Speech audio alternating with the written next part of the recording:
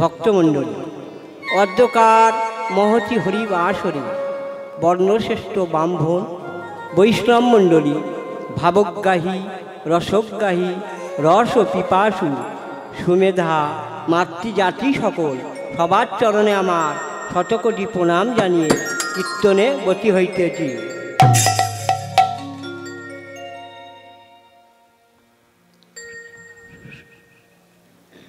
সকল ভক্তবৃন্দর চরণে আমার শতকোটি প্রণাম। আপনারা যা এই হরিবাসরে এসেছেন, আগামী সোমবার থেকে এই অনুষ্ঠান সূচি চলছে এবং এই রবিবারও চলছে, আগামীকালও চলবে। তা হরিবাসরে সমবেত হয়েছে, সবার চরণে আমি প্রণাম জানিয়ে আমি কীর্তনে ব্রতী হইতেছি। জানি না এই পথের পথমর্যাদা কতটুকু রক্ষা করতে পারব, তবে ভক্তমণ্ডলী ভক্তিমতী মায়েরা, গুরু কৃপাহি কেবলম এবং ভক্ত কৃপাহি কেবলম, আপনারা সকল ভক্ত মিলে যদি আশীর্বাদ করেন তবে এই অধমের পক্ষে এই পথের পথমর্যাদা রাখা সম্ভব, নইলে সম্ভব নয়। এবং আমার প্রথম গুরুদেব শ্রীযুক্ত অনুপম নস্কর মহাশয় এবং দ্বিতীয় গুরুদেব শ্রীযুক্ত মৃণালকান্তি মণ্ডল মহাশয়ের আশীর্বাদে এবং শঙ্কর কয়াল মহাশয়ের সহযোগিতায় যতটুকু শিখেছি আপনাদের কাছে এই কীর্তন গান পরিবেশনকালে যদি কোনো ভুল ত্রুটি হয়, আপনারা আমাকে সন্তান গুণে বন্ধু মনে করে আমার এবং আমার সম্প্রদায়ের তরফ থেকে ক্ষমা বাধিত করবেন। নিতাই গৌর হরি হরি হরি।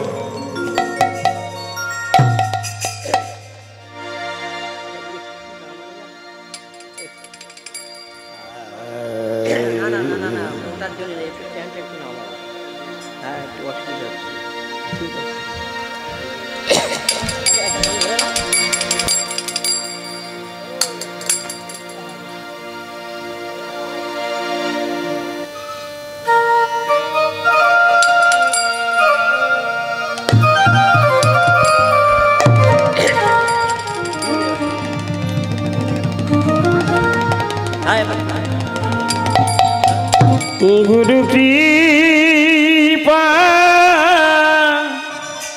হি হে বল, গুরু কৃপা হি কে বল, গুরু কৃপা হি কে বল, গুরু কৃপা হি কেবল, গুরু কৃপা হি কেবল,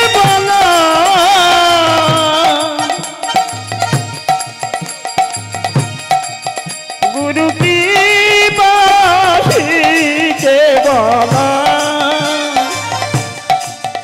গুরু কৃপা হি কেবল, গুরু কৃপা হি কেবল,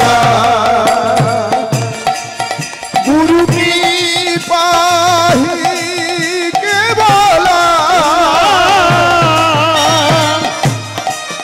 গুরু কৃপা হি কেবল,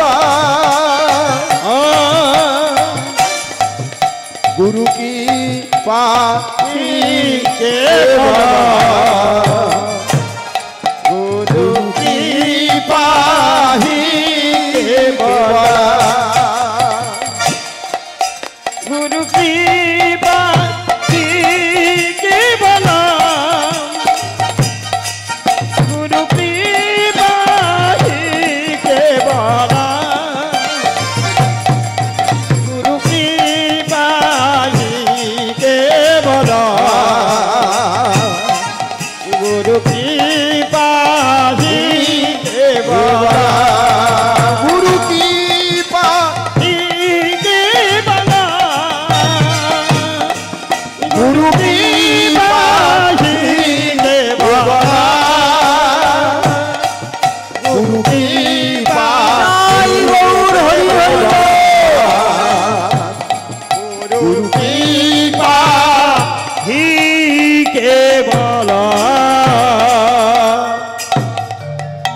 ওগো নাম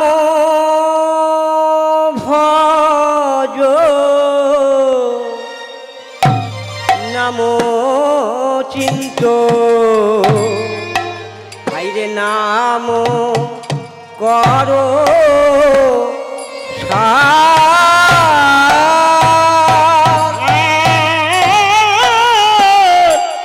নাম ভজ নাম চিন্ত এবার নাম করো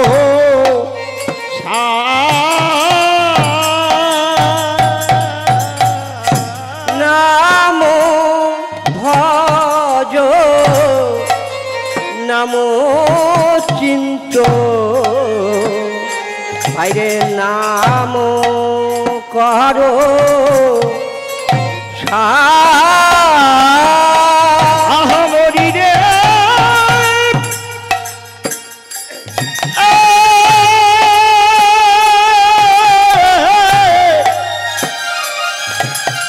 বলি একবার নামে ভজ ভজ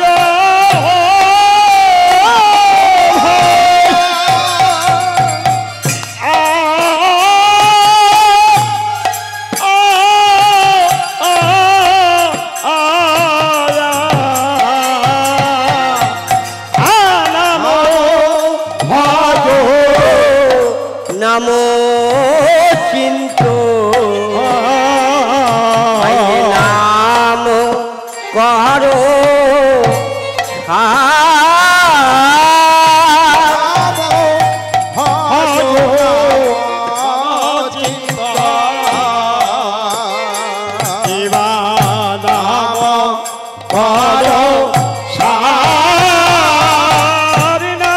অনন্ত কৃষ্ণের নাম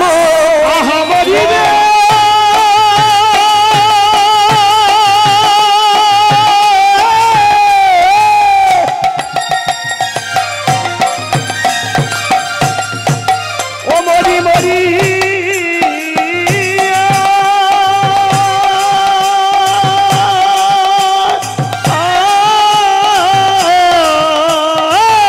অনন্ত কৃষ্ণের নাম অনন্ত কৃষ্ণের নাম মোহি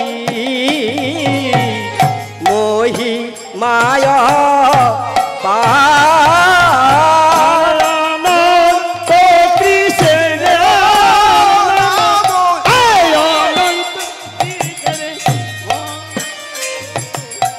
মোহি মায়া পান ভজনা করো ভাই ভজনা করো ভাই ভজনা করো ভাই আর ভজনা করো ভাই পদ করে পদ্ম দিয়ে ভজনা করো ভাই শীতল নদী পদ্ধতি ভজনা করো ভাই পদ করে পদ্ম দিয়ে ভজনা করো ভাই বিপদ করো পদ্ম দিয়ে ভজনা করো ভাই মিলে যে যাবে গো মিলে যে যাবে গো মিলে যে যাবে গো মিলে যে যাবে গো ভজনেরও অভিষ্ট দে মিলে যে যাবে গো ভজনের অভিষ্টলে মিলে যে যাবে গো ভজনেরও অভিষ্ট দে মিলে যে যাবে গো ভজনের অভিষ্টলে মিলে যে যাবে গো নীরবে আছো হে নীরবে আছো হে নীরবে আছো হে নীরবে আছো হে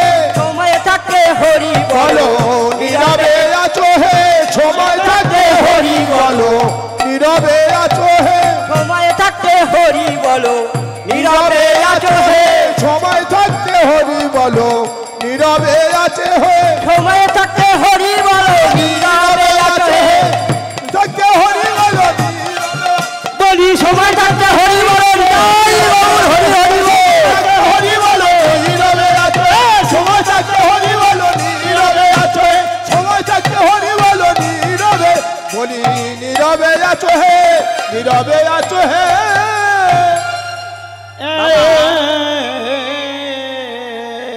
বাবা পদকর্তা বললেন নাম করো নাম সাধন ভজন করো তা বাবা আমরা নাম করলে বা সাধন ভজন করলে কি পাবো?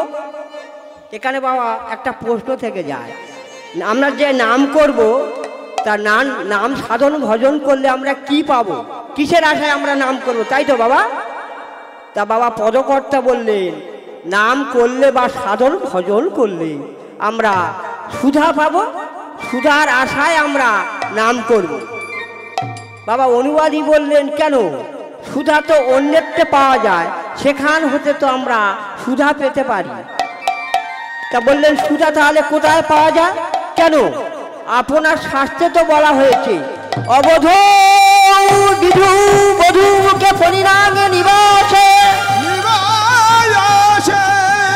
স্বর্গে চ নিবসন্তি কহ ইতি বুধগণে।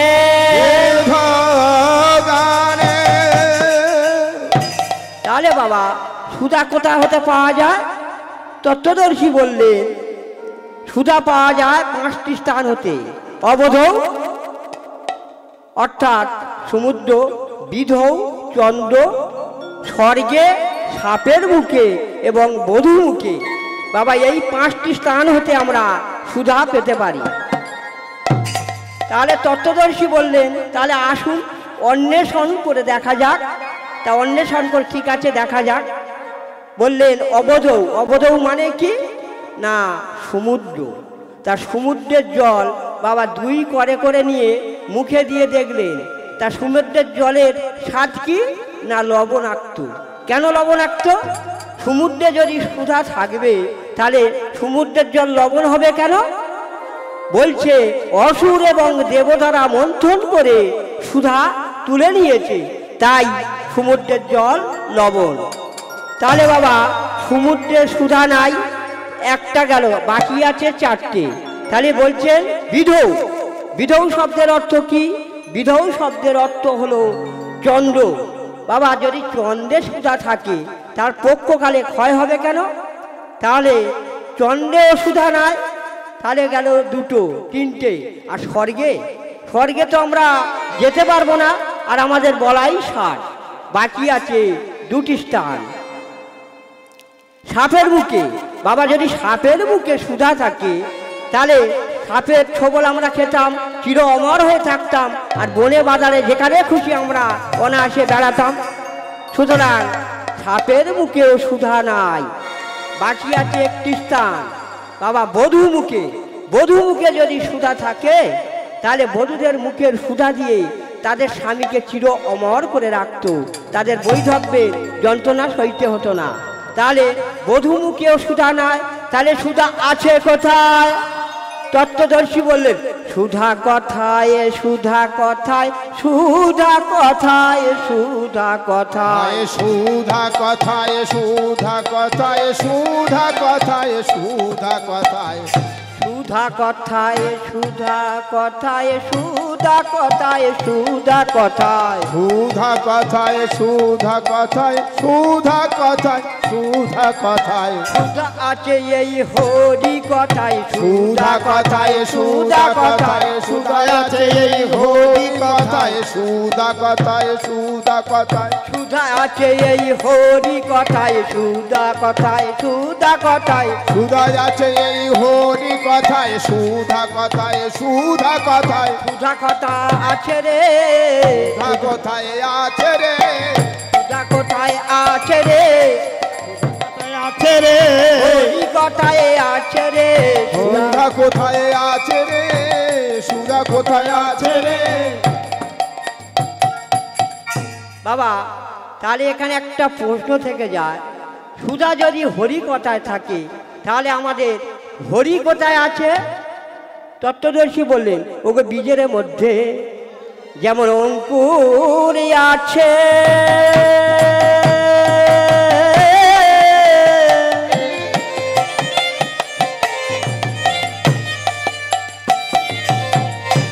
যায় না চোখে দেখা,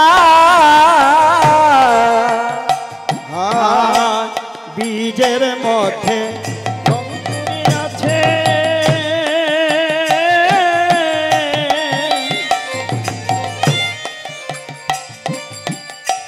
যায় না দেখা। যেমন বীজের মধ্যে অঙ্কুরি আছে,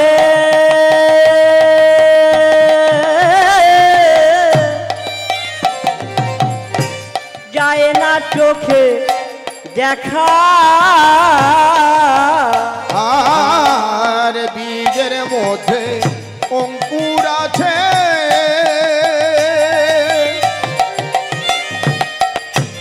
যায় না চোখে দেখা। যেমন নামেতে মূরতি আছে, চূড়া ধরা বাঁকা। আর নামেতে মূরতি আছে, চূড়া ধরা বাঁকা। তেমন নামেতে মূরতি আছে, চূড়া ধরা বাঁকা। নামেতে মূরতি আছে, চূড়া বাঁধা। সব নয়নে যায় না দেখা। সব নয়নে যায় না দেখা, সব নয়নে যায় না দেখা। বলি সব নয়নে যায় না দেখা। গুরু দত্তা নয়ন বিনা, সব নয়নে যায় না দেখা। ওই গুরু দত্তা নয়ন বিনা, সব নয়নে যায় না দেখা। গুরু দত্তা নয়ন বিনা, সব নয়নে যায় না দেখা। ওই গুরু দত্তা নয়ন বিনা, বলি সব নয়নে যায় না দেখা। গুরু দত্তা করে নিতাই গৌর হরি হরি। যায় না দেখা। গুরু দত্তা নয়ন বিনা, সব নয়নে যায় না দেখা। সব নয়নে যায় না দেখা। ভক্তমণ্ডলী, ভক্তিমতী মায়েরা, তাহলে গুরুদত্ত দত্তা নয়ন বিনা আমরা হরিকে দেখতে পাবো না। মায়েরা, ছোট্ট একটি বটবৃক্ষের ফল দেখেছেন? বড় বিশাল বটবৃক্ষ তো, কিন্তু বটবৃক্ষের ফলগুলো দেখবেন খুব ছোট ছোট। তা ওর মধ্যে যে বৃহৎ আকার কত বটবৃক্ষ রয়েছে, আমরা কি চোখে দেখতে পাই? তাহলে ভক্তমণ্ডলী, ভক্তিমতী মায়েরা, দেখতে কে পায়? যারা একমাত্র নয়নের জলে বুক ভাসিয়ে কেঁদেছে, তারাই একমাত্র দেখতে পায়।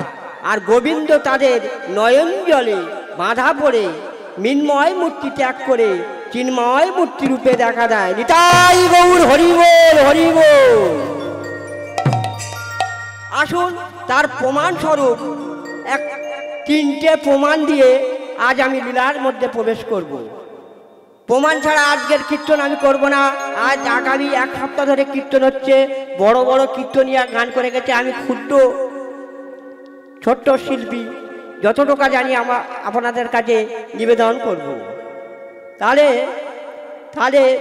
হরি কোথায় আছে আমাদের জানতে হবে, তাই তো? তার প্রণাম, আমরা যে হরি কেন বলবো, কি জন্য এখানে এসেছি, সেইটুকা নিয়ে আজকের আলোচনা করে লীলায় প্রবেশ করব। তা হরি বললে বাবা কি হয়, আর না বললে কি হয়? কিছু কিছু ভক্তরা আছে বা ইয়ং ভাইরা আছে, বলে আমরা হরি বলবো কেন? দেখুন, হরি বললে কি হয় আর না বললে কি হয়, তার প্রমাণ স্বরূপ একটি উদাহরণ আপনাদের কাছে তুলে ধরছি। এক ব্যক্তি সারা জীবন অনাচার অবিচার করে গেছে, কোনোদিন ভালো কাজে লিপ্ত থাকেননি। তা সেই ব্যক্তির মৃত্যুর পর যমালয়ে বিচার হচ্ছে। বলছে, দেখো তো চিত্রগুপ্ত, এই পাপীর পাপ পূর্ণ কি আছে? তা পৃষ্ঠা উল্টে উল্টে দেখছে, বলছে এ পাপীর পাপ পূর্ণ বলতে নাই। কি ভারতবর্ষে লোভিয়া জনক, পূর্ণ নাই বললে হবে? ভালো করে দেখো। মায়েরা পৃষ্ঠা উল্টে উল্টে দেখছে, বলছে না নেই, বলছে ভালো করে দেখো। ভালো করে দেখো। ভালো করে দেখছে যে শেষের দিকে মায়েরা একবার হরিবোল বলেছি। তা একবার হরিবোল বলার জন্য কি হবে না, 5 মিনিট স্বর্গের পুষ্প উদ্যানে ঠাঁই হবে আর অনন্তকাল নরক ভোগ করতে হবে। নিতাই গৌর হরি হরি ও। তা মায়েরা, আমরা যদি সারা জীবন পাপ করে যাই, তাই একবার হরিবোল বলার জন্য যদি 5 মিনিট স্বর্গের পুষ্প উদ্যানে ঠাঁই পাই, আপনারা কোনটা নেবেন? আমি তো হলে আগে তো পুষ্প উদ্যানে আগে নেব, পাপ তো পরের কথা, যা হবে পরে দেখা যাবে। কি মায়েরা? তা বলছে, পাপি বলছে, মহারাজ কৃপা করে যদি আগে স্বর্গের পুষ্প উদ্যানে ঠাঁই দেন খুব ভালো হবে। তা স্বর্গের পুষ্প উদ্যানের আয়তনটা কত? এই যে হরিবাসর হচ্ছে, ধরুন এই হরিবাসরের আয়তন একটা আছে, মানে জায়গার দৈর্ঘ্য প্রস্থ আছে, তো ধরুন 1 বিঘা কি 1.5 বিঘা। ঠিক ভাগবতে বললেন সেই স্বর্গের পুষ্প উদ্যানের মানে পরিমাপটা হলো 86,000 যোজন। 1 যোজন সমান কত? ধরে নিন 3 মাইল। তার মধ্যে পাপ পূর্ণ সব আছে। তা আমাদের মৃত্যুর পরে কিন্তু সবাইকে পাপ নিতে হবে, যে যেমন কর্ম করব নিতে হবে, সেই উদ্দেশ্যে এইটাই বলছি। তা বলছে, পাপীকে জিজ্ঞাসা করছে, ওহে বাবা পাপী, তুমি আগে পাপ নেবে না পূর্ণ নেবে? বলছে, ধর্মরাজ কৃপা করে যদি আগে স্বর্গের পুষ্প উদ্যানে ঠাঁই দেন ভালো হয়। বেশ, ওই পাপীর কথা মতো পুষ্প উদ্যানে নিয়ে গেছে।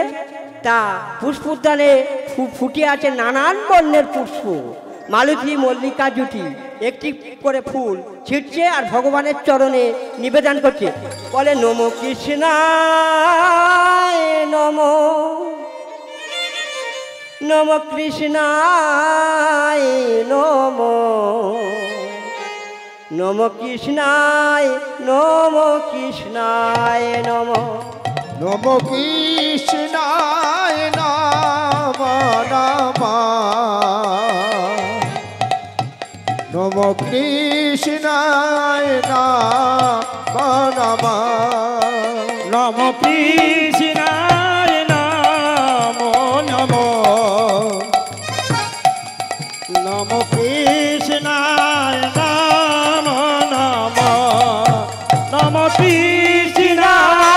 নম নম,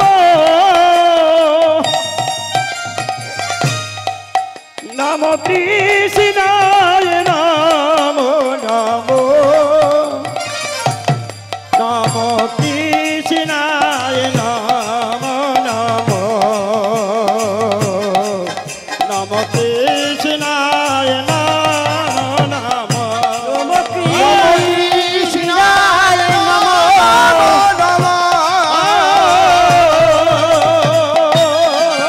নম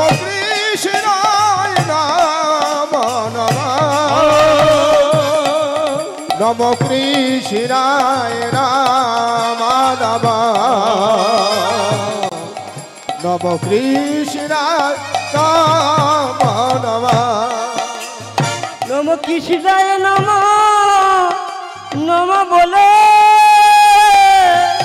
নম কৃষ্ণায় নম নম বলে, হরে নম কৃষ্ণায় নম বলে, নম কৃষ্ণায় নম বলে, হরে নম কৃষ্ণায় নম বলে, নম কৃষ্ণায় নম বলে, হরে নম কৃষ্ণায় নম বলে, ওরে নম কৃষ্ণায় নম বলে, নম কৃষ্ণায় নম বলে গৌর হরি হরি বল।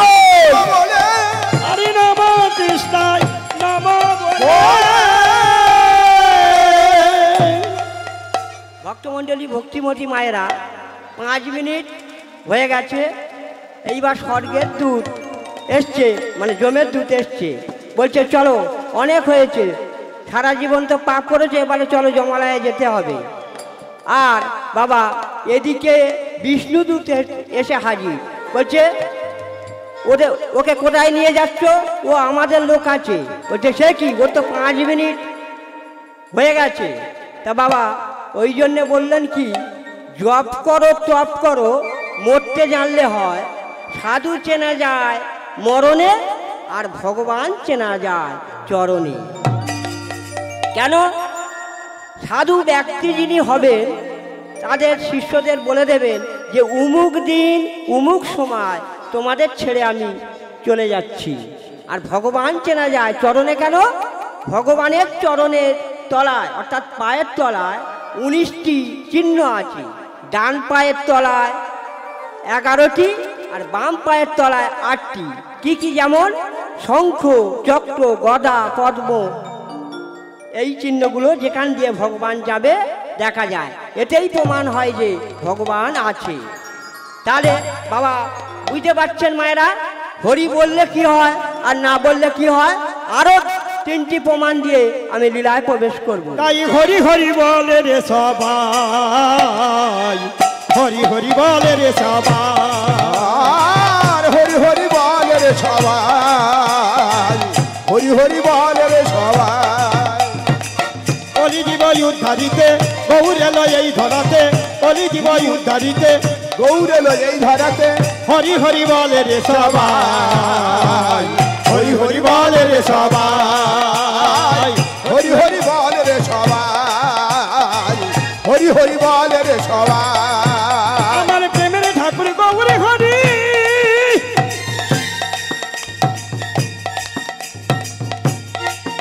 আমি ভাইনি তাইকে সঙ্গে করি রে,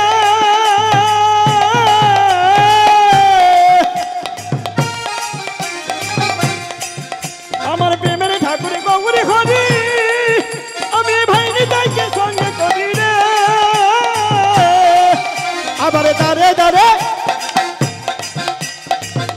ওই না দারে দারে, দারে দারে হরি নাম মিলাই রে, হরি হরি বলে রে সবাই, হরি হরি বলে রে সবাই। কলি জীব উদ্ধারিতে গৌর এলো এই ধরাতে, হরি হরি বলে রে সবাই, হরি হরি বলে রে সবাই, হরি হরি বলে রে সবাই, হরি হরি বলে রে সবাই। ওগো জয় রাধে, জয় কৃষ্ণ, জয় বৃন্দাবন। আরে শ্রী গোবিন্দ গোপীনাথ মদন মোহন। জয় রাধে, জয় কৃষ্ণ, জয় বৃন্দাবন, হরে শ্রী গোবিন্দ গোপীনাথ মদন মোহন। জয় রাধে, জয় কৃষ্ণ, জয় বৃন্দাবন। পিলার মদন মোহন, জয় রাধে, জয় কৃষ্ণ, জয় বৃন্দাবন, হরে শ্রী গোবিন্দ গোপীনাথ মদন মোহন। আরে জয় রাধে, জয় কৃষ্ণ মদন মোহন, শ্রী গোবিন্দ গোপীনাথ মদন মোহন। জয় রাধে, জয় কৃষ্ণ, জয় বৃন্দাবন, শ্রী গোবিন্দ গোপীনাথ মদন মোহন। যাহা যাহা কইল আজ নন্দেরই নন্দন, যাহা যাহা কইল আদি নন্দের নন্দন, যাহা যাহা কইল আজ নন্দেরই নন্দন। আরে যাহা যাহা কইল আজি নন্দেরই নন্দন। আর কি বলছে? কেশি ঘাটার বংশী বহরে মদন মোহন, আর কেশি ঘাটার বংশী বরে মদন মোহন, কেশি ঘাটার বংশী বহরে মদন মোহন। আর কেশি গান বংশী বরে মদন মোহন। জয় রাধে, জয় কৃষ্ণ, জয় বৃন্দাবন। আরে জয় রাধে, জয় কৃষ্ণ, জয় বৃন্দাবন, জয় রাধে, জয় কৃষ্ণ, জয় বৃন্দাবন, জয় রাধে, জয় কৃষ্ণ, জয় বৃন্দাবন। আরে জয় রাধে, জয় কৃষ্ণ, জয় বৃন্দাবন। সবাই বলো হে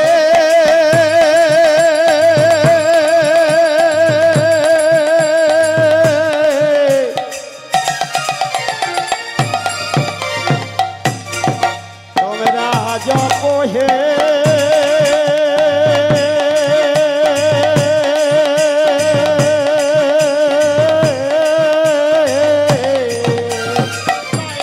জয় কৃষ্ণ, জয় বৃন্দাবন, জয় রাধে, জয় কৃষ্ণ, জয় বৃন্দাবন।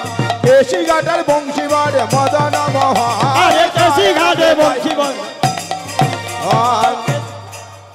বলো রাজা গোপাল সিংহ কি জয়। বলো রাজা গোপাল সিংহ কি জয়। এই, তোরা কি এতক্ষণ ঘুমিয়েছিলি? বাবা গোপাল সিংহ বলছে, তোরা কি এতক্ষণ ঘুমিয়েছিলে? জয় দিবি তো আমার দিস না। দেখেন এ সংসারের রাজা হলেন, গৃহী হলেন কে? আপনারা না আমরা? ও বাবা, আপনারা কি রাজা সংসারের? স্বয়ং ভগবান। তাই বলছেন সবাই মিলে বলুন, রাধা মাধব কি, কৃষ্ণ গোপাল কি, কৃষ্ণ কানাইয়া কি। ভগবান কৃষ্ণ ইট দিয়ে দিলেন সোনার, তাতে গোপাল সিংহ বেরিয়ে গেলেন। সমারোহে কীর্তন হচ্ছে, মেলা হচ্ছে, ঢাক ঢোল যাত্রা নাটক বাবা সবই হতে থাকলো। কিন্তু ভগবানের একটা স্বভাব আছে, উনি যে একটা ভোগ পাবে, আনন্দ হবে, হবে না। চোখের পলক যেমন ঘন ঘন পড়ে, ওনার লীলারও পরিবর্তন তেমন ঘন ঘন হয়। প্রভু গো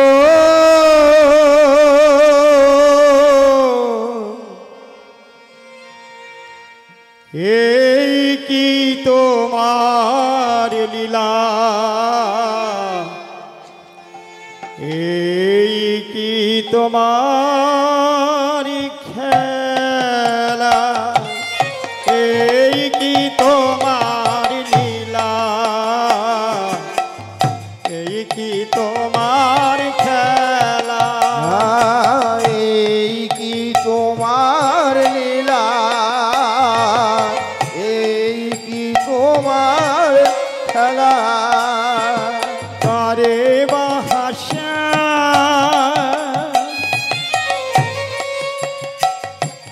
কারে বা কাদা,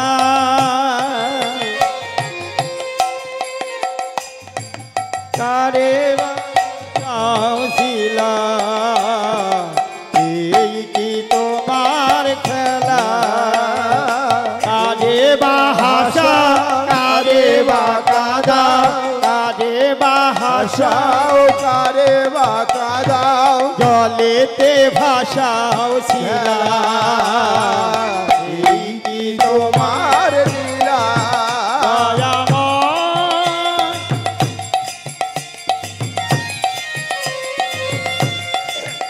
কৃপা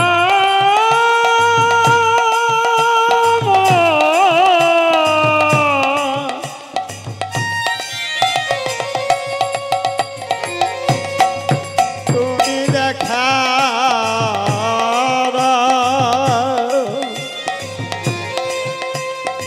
দেখা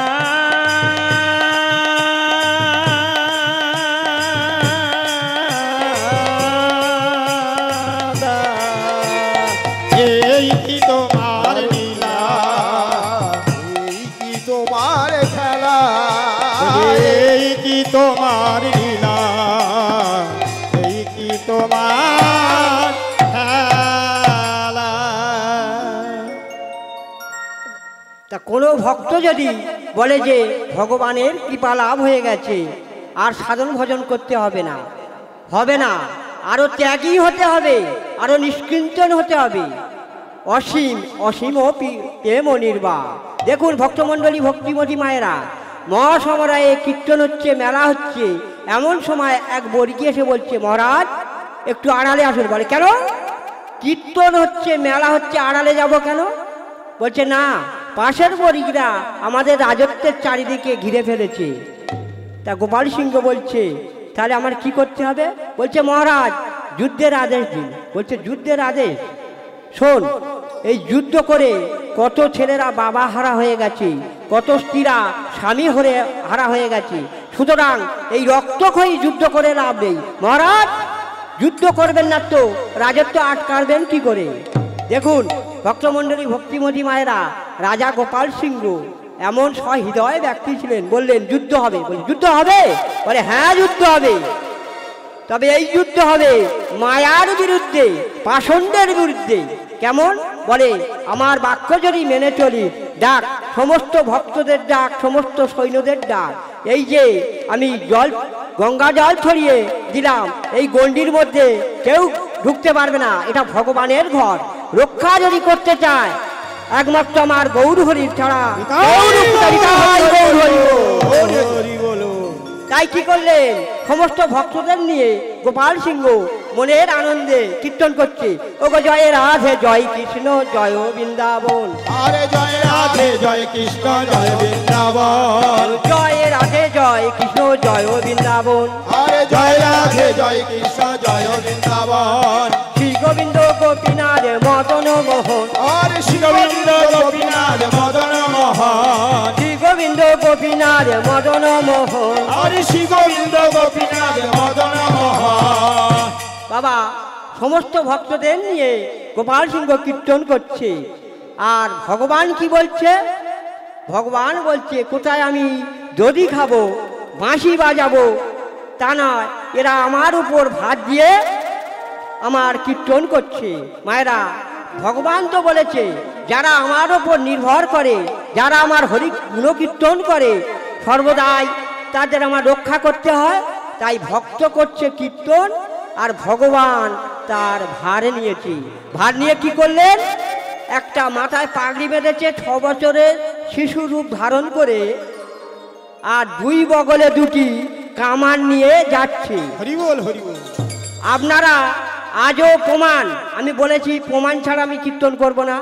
বাঁকুড়ার বিষ্ণুপুরে লালবাঁধ বলে একটা জায়গা আছে, এখনই যদি আপনারা কোনোদিন যান দেখতে পাবেন সেই কামান দুটি বর্তমান বসানো আছে। সেই কামান দুটো নিয়ে যখন ভগবান যাচ্ছে, আর পাশের বর্গিরা কি বলছে? বলছে এ ছেলের হয় বাবা মারা গেছে, নয় মা মারা গেছে।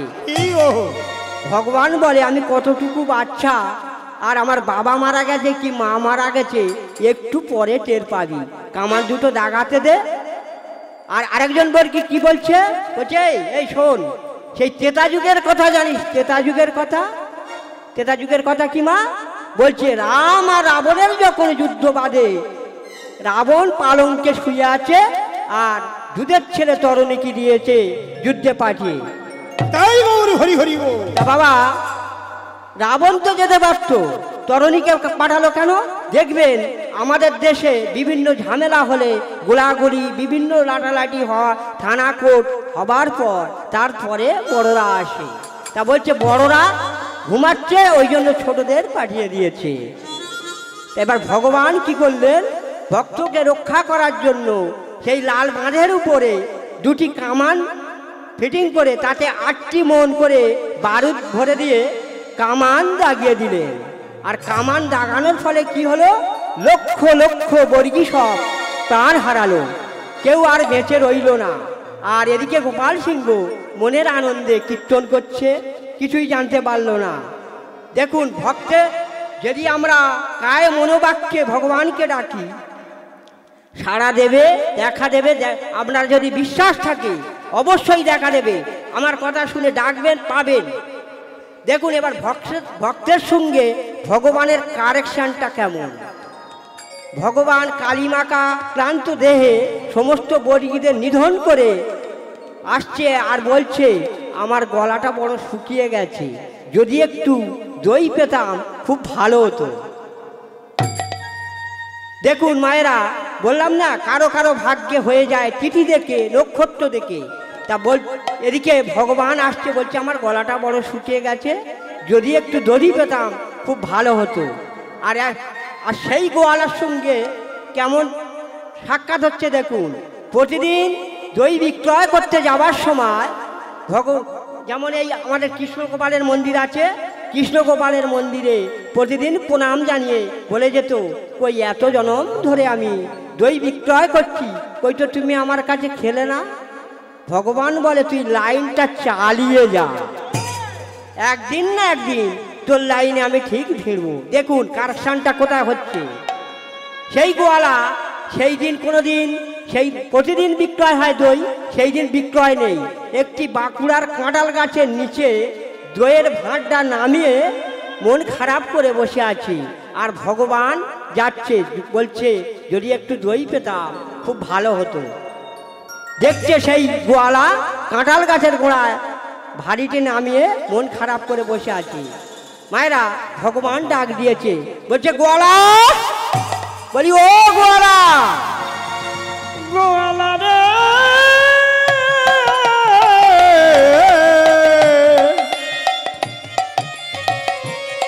ওরে গোয়ালা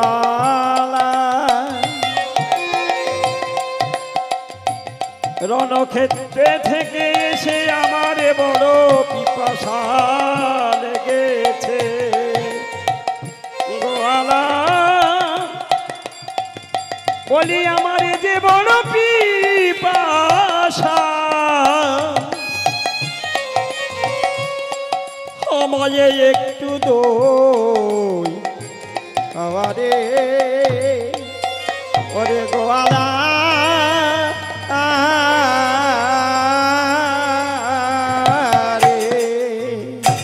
তা মায়েরা ভগবান ডাক দিয়েছে, তা গোয়ালা কোনো কথা সাড়া দিচ্ছে না।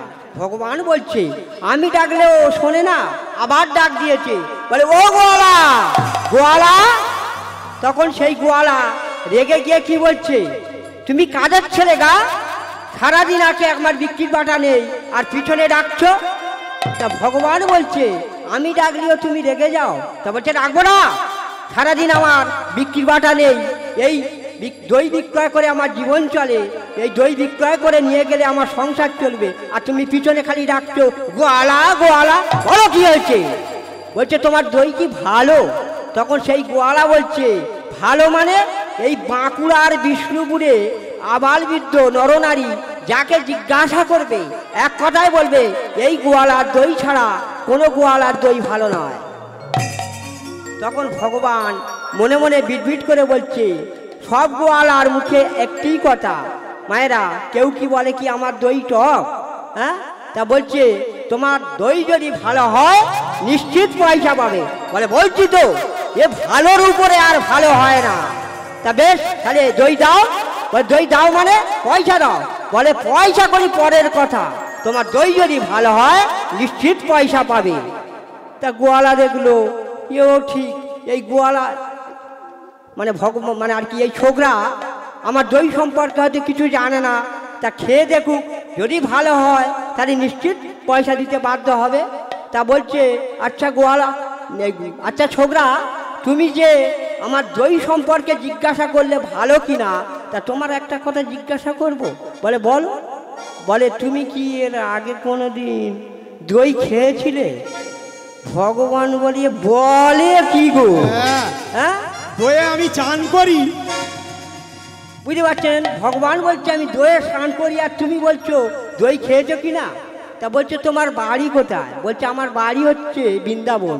তখন সেই গোয়ালা বলছে বলে আমার ওখানে গোষ্ঠী আছে, তুমি জানো আমার বংশে শ্রীকৃষ্ণের জন্ম। তখন স্বয়ং ভগবান বলছে তুমি কৃষ্ণকে চেনো? স্বয়ং কৃষ্ণ আমি দাঁড়িয়ে আছি আর আমাকে ভয় দেখাচ্ছ? তা বলছে বাবা শোনো, তোমার যে বংশে জন্ম তোমার ঠাকুর দাদার প্রধানমন্ত্রীর নাম করে ভাঁড়িয়ে খেলে হবে না। যারা আগে ভালো কাজ করেছে তাদের নাম ভাঙিয়ে খেলে হবে না। তুমি কি করেছো বলো ভালো, তবে হবে। তোমার দই যদি ভালো হয় নিশ্চিত পয়সা পাবে। তাই গৌর হরি হরি। তা গোয়ালা বলছে এও ঠিক, আগে খেয়ে দেখুক, পয়সা পরে দেবে, যদি ভালো হয় তো পয়সা দেবে। তা বলছে ঠিক আছে তুমি হাত পাতো। তা ভগবান হাত পেতেছে আর প্রথম নম্বর দই ভাঁড় থেকে চামচ 2 কাটিয়ে দিয়েছি। ভগবান মনের আনন্দে সেবা করছে, সত্যিই খুব ভালো দই। এমন দই উনি পেয়েছেন, কিন্তু আজকের দিনে খুব ভালো লাগছে। বলছে হ্যাঁ, খাচ্ছে, সেবা করছে ভগবান। আর বলছে গোয়ালা বলছে কি গো কেমন লাগলো? বলছে না না এ দই ভালো না। তখন গোয়ালা বলছে আমি কার মুখ দিকে বেরিয়েছি রে বাবা? মানে প্রথম নম্বর দই তো ঠিক আছে মুখে লাগলো না, ঠিক আছে দ্বিতীয় নম্বর ভাঁড় থেকে দিই। আবার দ্বিতীয় নম্বর ভাঁড় থেকে চামচ 2 দিয়েছি। বলছে কেমন লাগলো? বলছে না না প্রথম নম্বর বরং ভালো ছিল, দ্বিতীয় নম্বর এ ভালো না, এ টক। এইভাবে এক এক করে মায়েরা 4টি ভাঁড় শেষ হয়ে গেল, মুখে লাগলো না। বলছে শোনো গোয়ালা আমি এই চললাম। বলে চললাম বলে পয়সা কে দেবে? বলে তুমি পয়সা দাও। বলে কেন আমি পয়সা দেবো? মানে আমি দই খাইয়ে তোমাকে আমি পয়সা দেবো? এটা হয় কোনো দিন? বা তুমি কেন দেবে শুনবে? তুমি যে টোকো দই খাইয়েছো তা পেটে গিয়ে তো আমার গোলমাল করবে। ডাক্তার দেখাতে হবে। হ্যাঁ ডাক্তার দেখাতে হবে না? তা পয়সা দেবে তো দাও, তা নাহলে আমি এই চললাম। যাইনি তাই গৌর হরি হরি। এই বলে যখন ভগবান চলেছে তখন গোয়ালা কি করছে?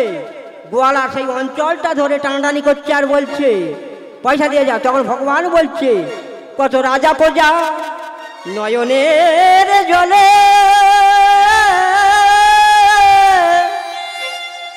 কত কিছু নিয়েই আমার জন্য বসে থাকে, বসে থাকে,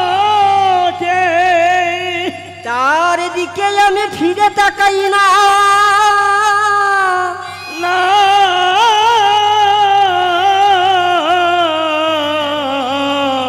কত মুনি ঋষি যুগ যুগ ধরে তপস্যা করে, তপস্যা করে, কত কিছু নিয়ে আমার জন্য ডাকে, আমি তার দিকে ফিরে তাকাই না। ফিরে তাকাই না। আর তুমি সামান্য দই খাইয়ে তুমি আমার অঞ্চলে ছাড়ো না। যেদিন তুমি পার ঘাটাই এসে দাঁড়াবে, সেই দিন তোমার আমি বিনা পয়সায় পার করব না। ওরে গোয়ালা রে,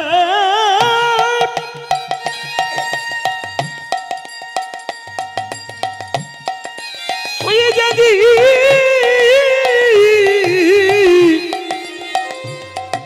পারে ঘাটায় এসে না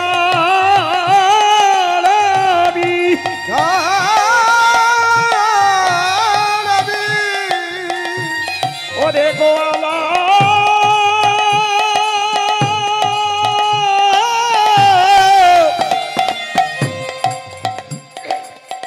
তোকে যে আমি পারি করিব না। ও রে মনা গোয়ালা রে,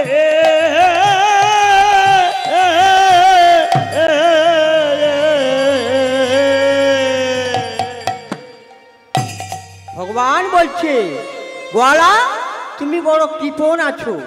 তা ভগবানের হাতে তো আংটি ছিল, আংটিটা নিয়ে গোয়ালার হাতে দিয়েছে। তখন গোয়ালা বলছে, এত দামি আংটি নিয়ে আমি কি করব? বলে, আরে বাবা, এর বহু মূল্য, তুমি এইটা বিক্রয় করে তোমার দইয়ের যা পয়সা মিটিয়ে নেবে। বলছে, আমি আমার যতটুকু খেয়েছো সেই টাকা দিলে আমি সন্তুষ্ট হই। ভক্তমণ্ডলী, ভক্তিমতী মায়েরা, ভগবান কখন সন্তুষ্ট হয়? যখন যার যতটুকু প্রাপ্য সেই টাকা চাইলে ভগবান সন্তুষ্ট হয়। তা বলছে, কলিকারে ডাকিলে নাকি পাওয়া যায়, শুনেছি কানে তারে ডাকলে নাকি পাওয়া যায়, শুনেছি কানে। আবার তিনি নাকি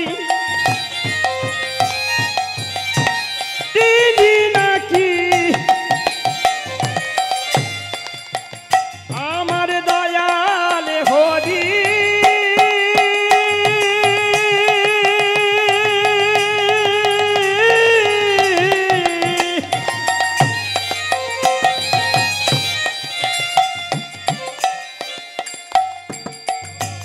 দয়া করে দিন জানে, তারে ডাকলে নাকি পাওয়া যায়, শুনেছি কানে। তারে ডাকলে নাকি পাওয়া যায়, শুনেছি কানে। তারে ডাকলে নাকি পাওয়া যায়, শুনেছি কানে। গোয়ালা বলছে, আমার যতটুকু খেয়েছো সেই টাকা পয়সা দাও। বলছে, তোমার বাবার নাম কি? বলছে, আমার বাবার নাম হলো গোপাল সিংহ। বলছে, ও বিষ্ণুপুরের রাজা। বলছে, আমি বুক চাপড়ে বলতে পারি তোমার বাবাকেও আমি দই খাইয়েছি। তা তুমি গোপাল সিংহকে যদি চেনো, তা পয়সা চাচ্ছ কেন? আমার বাবা এসে দেবে। তা বলছে, আমার কাছে তো পয়সা করি কিছু নেই, আংটিটা আছে, আংটিটা দিয়ে গেলাম। বলছে, না আমি আংটি নেব না। তা বলছে, ঠিক আছে, পয়সা যদি পেতে চাও, এই গোয়ালা তুমি অন্যদিকে তাকাচ্ছ কেন? পয়সা যদি পেতে চাও তা আমার দিকে তাকাও। তা বলছে, তুমি এখানে বসে থাকো। বলে, বসে থাকলে? বলে, দেখবে আমার বাবা আসবে, দেখবে আমার বাবা আসবে, দেখবে বাবা আসবে, দেখবে আমার বাবা আসবে। তোমার দইয়ের পয়সা দিয়ে দেবে, দেখবে আমার বাবা আসবে, তোমার দইয়ের পয়সা দিয়ে দেবে, দেখবে আমার বাবা আসবে। বলছে গোয়ালা তুমি এখানে বসে থাকো, আমার বাবা আসবে পয়সা দিয়ে দেবে। মায়েরা, আর এদিকে গোপাল সিংহ সমস্ত ভক্তদের নিয়ে কীর্তন করছে, বিন্দু মাত্র টের পেল না, সমস্ত বর্গীরা নিধন হয়ে গেছে। এমন সময় একজন বর্গী গিয়ে বলছে, মহারাজ বর্গীরা আর কেউ বেঁচে নেই। বলছি সে কি? আমি তো যুদ্ধ করিনি, অস্ত্র ধরিনি, তবে মারল কে? বলছে কে একজন ছেলে মানুষ কামান দাগিয়েছিল, সেই কামান দাগানোর জন্য সমস্ত বর্গীরা সব প্রাণ হারিয়েছে। গোপাল সিংহ কীর্তন করতে করতে মন্দিরে গিয়ে দেখছে মন্দির শূন্য, মন্দিরে মদন গোপাল নেই। আমার মদন গোপাল কোথায়? আমার মদন গোপাল কোথায় তুমি? তুমি দেখা দাও, আমায় ছেড়ে তুমি কোথায় গেলে প্রভু? তুমি আমায় দেখা দাও। দেখছে ভগবান নেই মন্দিরে।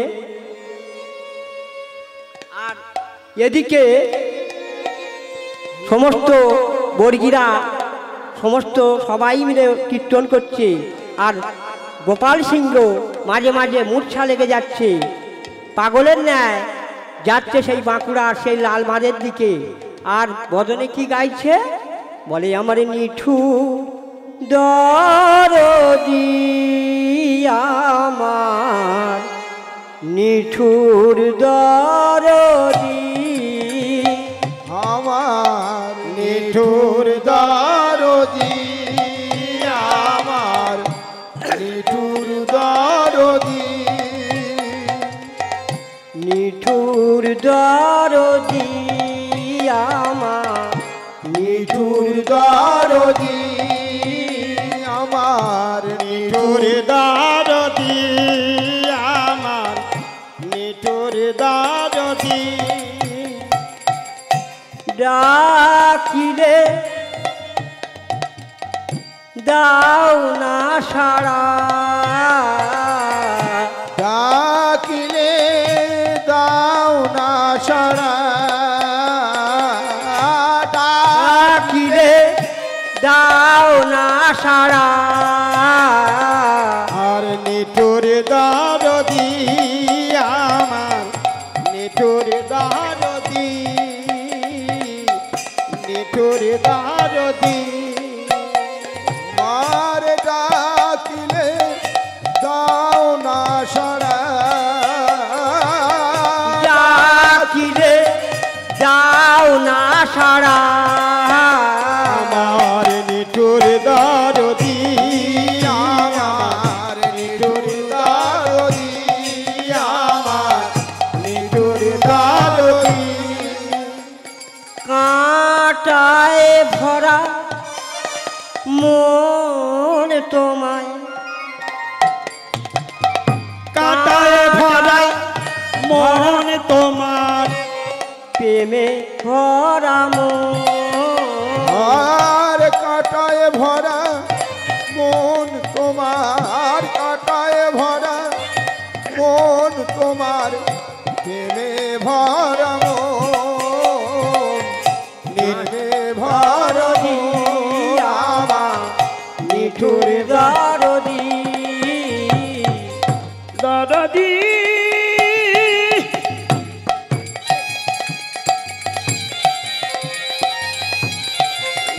দারদি,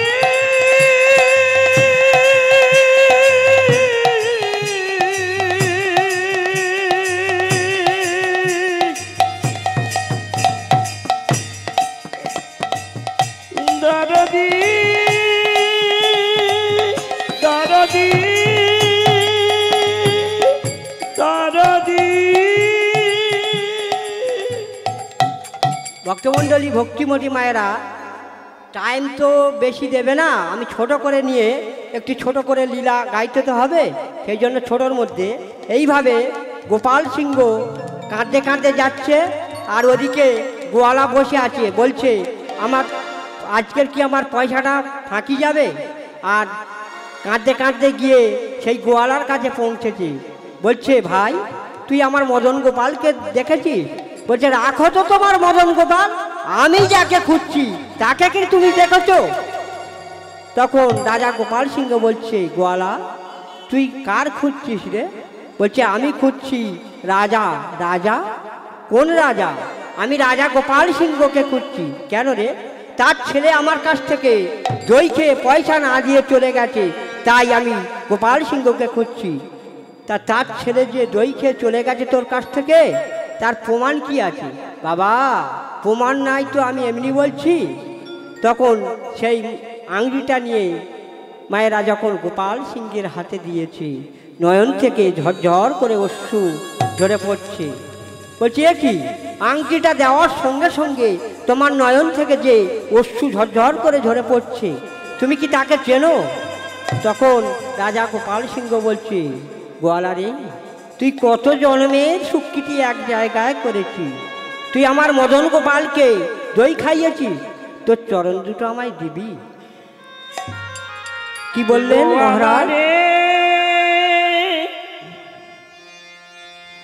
ওরে গোয়ালা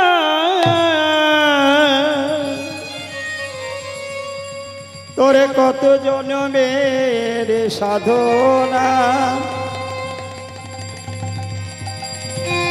তোর হাতে যে দই খেয়েছে সে যে সাক্ষাৎ ভগবান। গোপাল সিংহ বলছে গোয়ালা তোর চরণ দুটো দিবি, তুই আমার মদন গোপালকে দই খাইয়েছিস। হ্যাঁ কি বললেন মহারাজ? আর একবার বলুন। তুই আমার মদন গোপালকে দই খাইয়েছিস, তোর মতন ভাগ্যবান আছে? বলছে আমার কাছ থেকে সে দই খেয়ে গেছে, আমি কি আজ পয়সাটা পাবো না? সে কি তোর পয়সা দিয়ে যায়নি? বলছে না, চারটি ভাঁড় আমার কাছ থেকে দই খেয়ে পয়সা দেয়নি, চলে গেছে। তা বলছে চল, কোথায় সেই ভাঁড় চারটি আছে দেখি চল। দুজনে গিয়ে দেখছে, রাজা গোপাল সিংহ এবং গোয়ালা গিয়ে দেখছে ভাঁড় চারটি মায়েরা সোনায় পরিণত হয়ে গেছে। গোপাল সিংহ বলছে তুই কত চাস? দেখ ভগবান যাতে স্পর্শ করেছে সে সোনা হয়ে গেছে, তুই কত চাস এসছে? তুই তো রাজা হয়ে যাবি, যা। তখন সেই গোয়ালা কি করলেন মা জানেন? সেই ভাঁড় চারটি একেবারে আছাড় মেরে ভেঙে ফেললো। বলছে উনি কি আমাকে বানর ভেবেছে যে মূল্যবান বস্তু নিয়ে কলা দিয়ে আমাকে বুঝালে হবে? তা বলছে হবে না। তা বলছে মহারাজ আমার একটা কথা রাখবেন। বলছে কি কথা?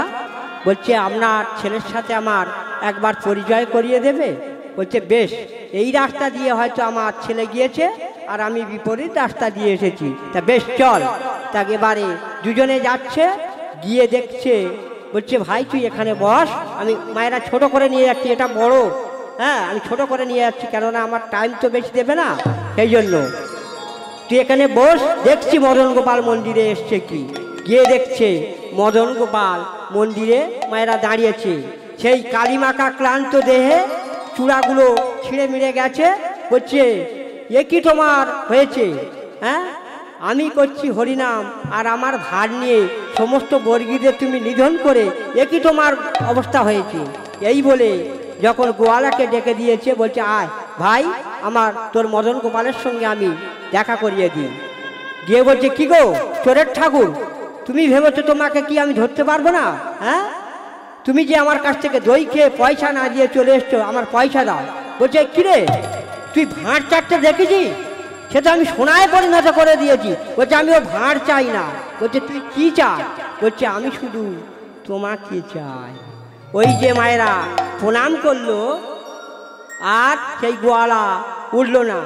তা এ জীবনে মানে গোয়ালা শুধু অর্থ চেয়েছিল, তাই অর্থ প্রাপ্তি হয়েছে। তা এমন কাহিনী মায়েরা বহু আছে, আরও উপমা ছিল, কিন্তু লীলা আমার ছোট করে নিয়ে একটি লীলার মধ্যে প্রবেশ করতে হবে, তাই আজ আমি লীলার মধ্যে প্রবেশ করছি। আজ আমার লীলার বিষয়বস্তু হলো খুব সুন্দর একটি কাহিনী। আপনারও ভক্ত, আর যে ভক্তের কথা আমি আজ আস্বাদন করব সেও ভক্ত, আপনাদের মতন একজন নারী। সেই নারীর কথা আজ আস্বাদন করব। কেমন নারী? সে ভগবান কৃষ্ণ মাধবকে পেয়েছিল, আমরা কেউ পেলাম না। কেন পেলাম না? আমাদের সেই ভক্তি নেই বলে। তা সেই কেমন ভক্তি, সেই ভক্তির কথা আজ আস্বাদন করব। ওগোই আজ গোমতীর তীরে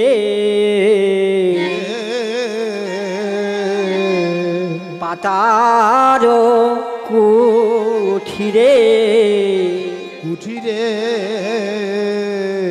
ওগো বসতি তুলসী গ্রামে। আজ গোমতীর তীরে পাতার কুঠিরে তুলসী গ্রামে। ওগো গোমতীর তীরে পাতার কুঠিরে বসতি তুলসী গ্রামে। ওগো গোমতীর তীরে পাতার কুঠিরে তুলসী বসতি গ্রামে। ছিল চন্দ্রাবতী অতি ভক্তি মতি। ছিল চন্দ্রাবতী অতি ভক্তিময় অতি।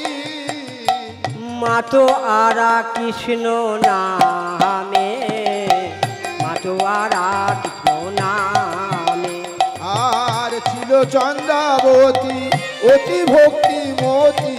ছিল চন্দ্রাবতী অতি ভক্তিমতী।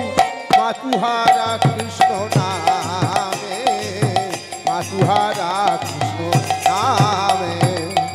বলে পিতা ছিল তার যোগেশ্বর, তার নাম যোগেশ্বর।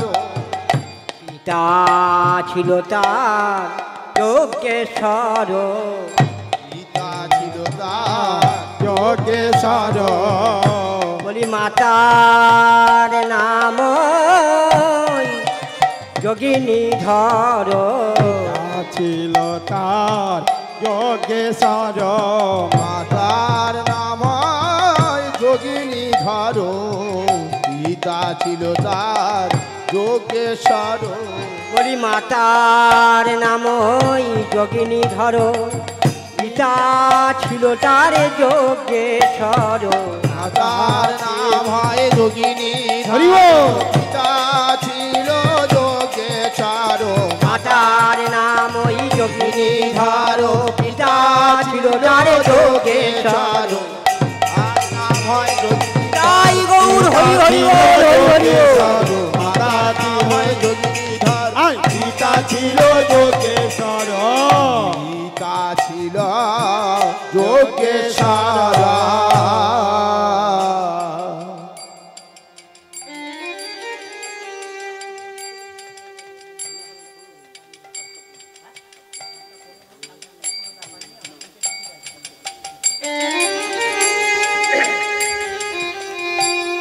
তা মায়েরা, এই যে চন্দ্রাবতীর গ্রামটা কোথায়? যেমন আপনাদের গ্রামে এসছে শিকড় বাড়ি, আমার গ্রাম হচ্ছে ভাঁড়ু রামকৃষ্ণপুর। ঠিক তুলসীমালা গ্রামটা কোথায়? এর উৎপত্তিটা কীভাবে হয়েছে একটু বলি। হিমালয় হইতে শিবালয় পর্বতের উপর দিয়ে উত্তরপ্রদেশের উত্তর সীমা দিয়ে ঠিক বিহারের পাটনার গঙ্গার সাথে মিলিত হয়েছে। আর এই গোমতী নদীর তীরে বিখ্যাত একটি গ্রাম তুলসীমালা নাম। এই তুলসীমালা গ্রামে সংরক্ষণের অভাবে পায় বিলীন হতে চলেছে একটি মন্দির। যে মন্দিরের মধ্যে গোমা একটি বিগ্রহ দেখতে পাওয়া যায়।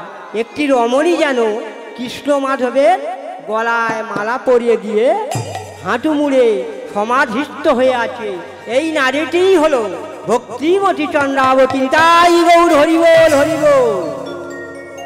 তা আমরা শাস্ত্র মন্থন করে দেখতে পাই এ জগতে অনেকজন নারী পেয়েছিল ভগবান মাধবকে, কিন্তু আজ দুজন নারী পেয়েছিল সেই ভক্তের কথা আমরা আস্বাদন করব। একজন হলো তরাসের ঈশ্বর বনমালী রায় বাহাদুর নন্দিনী, বর্তমানে যাকে আমরা বৃন্দাবনে গেলে জামাই বিনোদ নামে দেখতে পাই। আর আরেকজন হলো কে? আর একজন হলো এই যজ্ঞেশ্বর ভট্টাচার্যের কন্যা, যার মাতার নাম হলো যোগিনী। এই জীর্ণ মন্দিরে আজও কান পাতলে গোমা শোনা যায় এক করুণ কণ্ঠস্বর। সেই করুণ কণ্ঠস্বর আর কারো নয়, এই ভক্তিমতী চন্দ্রাবতী। তাই কি আজও কাঁদে চন্দা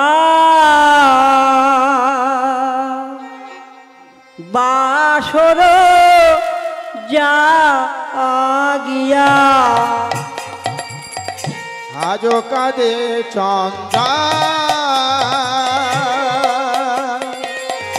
বাসর জাগিয়া, আজও কাঁদে চন্দা বাসর জাগিয়া, আজো কাঁধে চন্দা বাসর জাগাইয়া, মাধব মাধব মাধব বলিয়া, মাধব মাধব মাধব বলিয়া, আজো কাঁধে মাধব মাধব বলিয়া, মাধব মাধব মাধব বলিয়া, আজো কাজে চন্দা বাসর জাগিয়া, আজো কাজে চন্দা বাসর জাগিয়া, ফিরে এসো এসো প্রিয়তম আখি মাঝে থেকো মম, ফিরে এসো প্রিয়তম আকি মাঝে রাহ মম, ফিরে এসো প্রিয়তম আখি মাঝে থেকো মম, ফিরে এসো প্রিয়তম আকি মাঝে থেকো মম, রব ঝরা ফুল সম রব ঝরা ফুল সম পথে পথে পড়িয়া, রব ঝরা ফুল সম, রব ঝরা ফুল সম, পথে পড়িয়া, রব ঝরা ফুল সম রব ঝরা ফুল সম পথে পথে পড়িয়া, রব ঝরা ফুল সম, রব ঝরা ফুল সম, পথে পড়িয়া, আজো কাঁদে চন্দা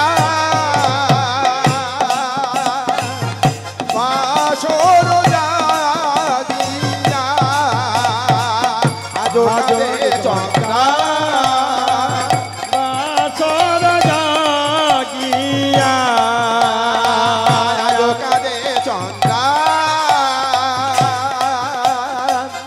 বাসর জাগিয়া। এই যজ্ঞেশ্বর ভট্টাচার্য ছিলেন একজন নিষ্ঠাবান মহাকালীর সাধক। সর্বদাই তার মুখে উচ্চারিত হতো জয় কালী, জয় মা কালী। আর এই মন্দিরে ঠিক একটি নির্জন স্থানে তারই কন্যা চন্দ্রাবতী একটি কৃষ্ণ মাধবের মূর্তিকে নিয়ে স্বামী রূপে ভজনা করত। আর প্রতিদিনের ন্যায় যজ্ঞেশ্বর মন্দিরে গিয়ে সন্ধ্যা আরতি করে স্তব পাঠ শেষ করে সন্ধ্যা আরতি করছে। কেমন ভাবে সন্ধ্যা আরতি করছে মা? আমার মোহন মন্দিরে মদন মোহন রূপেতে দাঁড়ায় নাকি গোয়া আছে।